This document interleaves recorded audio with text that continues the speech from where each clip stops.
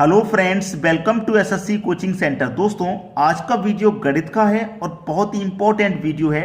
पूरा वीडियो जरूर देखिएगा। पूरा वीडियो देखेंगे पूरी जानकारी मिलेगी, आधा वीडियो देखेंगे आधी जानकारी मिलेगी। ये बात आप भी जानते हैं।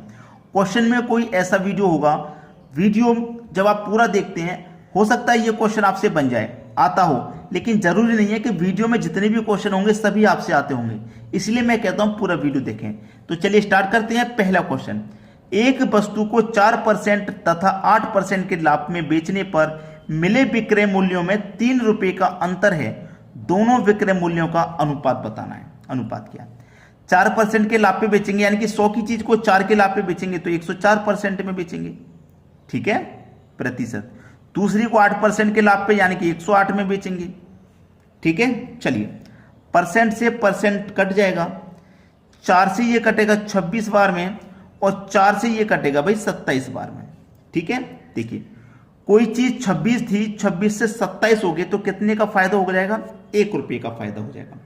कितने का फायदा हो जाएगा? 1 रुपये का। और अंतर कितना है भाई?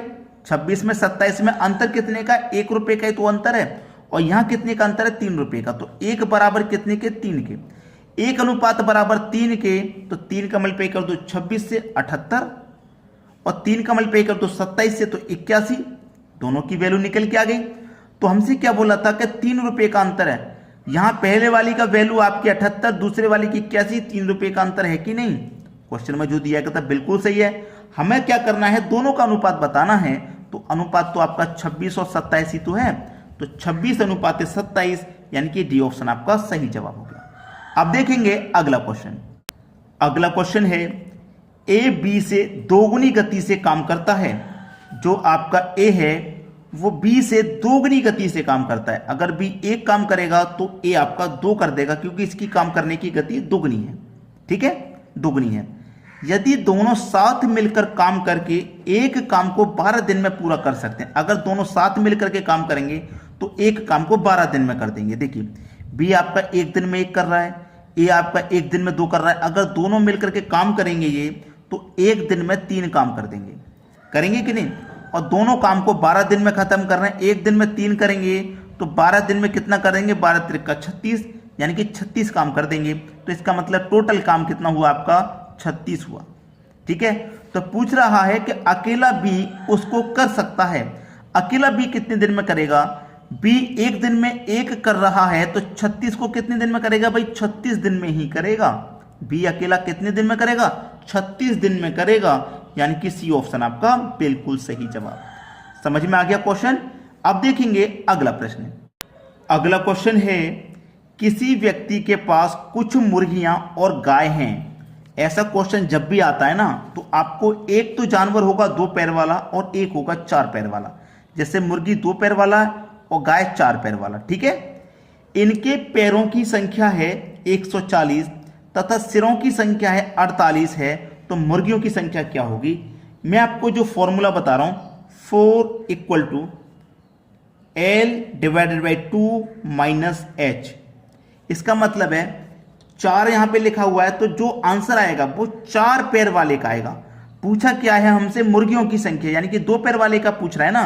आंसर कितने का आएगा? 4 पैर वाले का। तो अभी कुछ समझ में आएगा।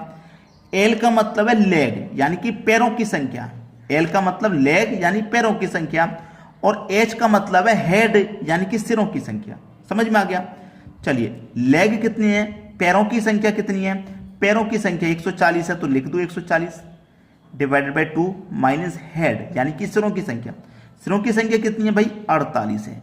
यही तो है। चलिए, यहां पे हम क्या करेंगे?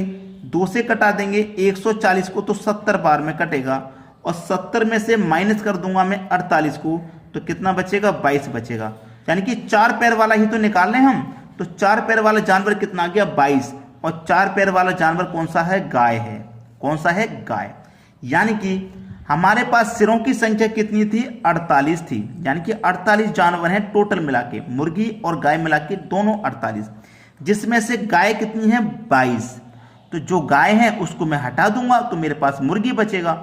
8 में से 2 जाएगा 6, 4 में से 2 जाएगा 2, तो जो बचा है वही तो मुर्गियां हैं। आ गया कि नहीं आया समझ में? भाई टोटल में से मैंने गाय निकाल दी तो मुर्गी बची, दोनों मिला के मुर्गी और गाय ही तो था, उसमें से गाय निकाल दिया तो 26 मुर्गियां हैं। मुर्गियों की संख्या क्या होगी? 26 हो जाएगी, यानी कि डी ऑप्शन है बिल्कुल सही जवाब। अब देखेंगे अगला क्वेश्चन। अगला क्वेश्चन है, यदि a प्लस 2b बराबर 55 और a माइनस 2b बराबर -13 है तो b का मान बताइए। देखिए a प्लस 2b बराबर 55 है, ठीक है, और a माइनस 2b बराबर -13 है, तो b का मान पूछ रहा है क्या होगा। देखिए प्लस का 2b माइनस का 2b तो कट जाएगा, a और a ये हो जाएगा 2a बराबर 55 में से माइनस कर देंगे 13 को तो 42 बचेगा। 2 से कट गया 42 21 बार में, तो a का मान आ गया 21। a का मान कितना? 21। पूछा क्या है? b का मान। b का मान ही तो पूछ रहा है, तो समीकरण a में रख दो चाहे b में रख दो, ठीक है। चलिए समीकरण a में रख देते हैं। तो a का मान कितना है? समीकरण हमारा a प्लस 2b बराबर 55 है। a का मान मेरा कितना है? a का मान मेरा 21 है, तो 21 रख दूंगा, प्लस का 2b बराबर 55 है, ठीक है। चलिए देखिए 2b बराबर 55, ये प्लस का 21 बराबर के इधर आके माइनस का 21 हो जाएगा, तो 2b बराबर 55 में से माइनस कर दूंगा 21 को तो 34 बचेगा, ठीक है, और 2 से कटा दूंगा 34 को तो 17 बार में कटेगा, तो b का मान कितना आ गया? 17। हो गया क्वेश्चन खत्म। b का मान 17 है, यानी कि सी ऑप्शन है ये आपके प्रश्न का बिल्कुल सही जवाब। अब देखेंगे अगला प्रश्न।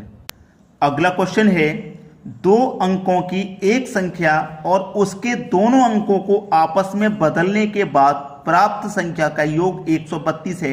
यदि अंकों का अंतर 4 हो तो संख्या ज्ञात कीजिए। पहले देख लो अंकों का किसका 4 है। 3 और 7 का अंतर 4 अंतर होना चाहिए। 8 और 4 का भी 4, 7 और 3 का भी 4, 6 और 2 का भी 4, तो चारों ऑप्शन सबका अंतर 4। मान लेते हैं हम पहला ऑप्शन ले लेते हैं। पहला ऑप्शन ले लेते हैं हम क्या? 37। कंडीशन के अकॉर्डिंग चलते हैं जो क्वेश्चन में दिया गया। एक संख्या और उसके दोनों अंकों को आपस में बदलने पर, आपस में जब दोनों अंकों को बदलेंगे तो उनका योग 132 आ जाएगा। 37 पहला ऑप्शन ले लिया। अंकों को बदलेंगे तो 7 पहले आ जाएगा, 3 बाद में, और योग कितना होना चाहिए? 132। तो देखिए इसका योग कितना आ रहा? 7 और 3 10 का 0, कैरी का 1, 1 और 3 4, 4 और 7 11, यानी कि 110 आ रहा है, आना चाहिए 132, तो ये गलत हो गया।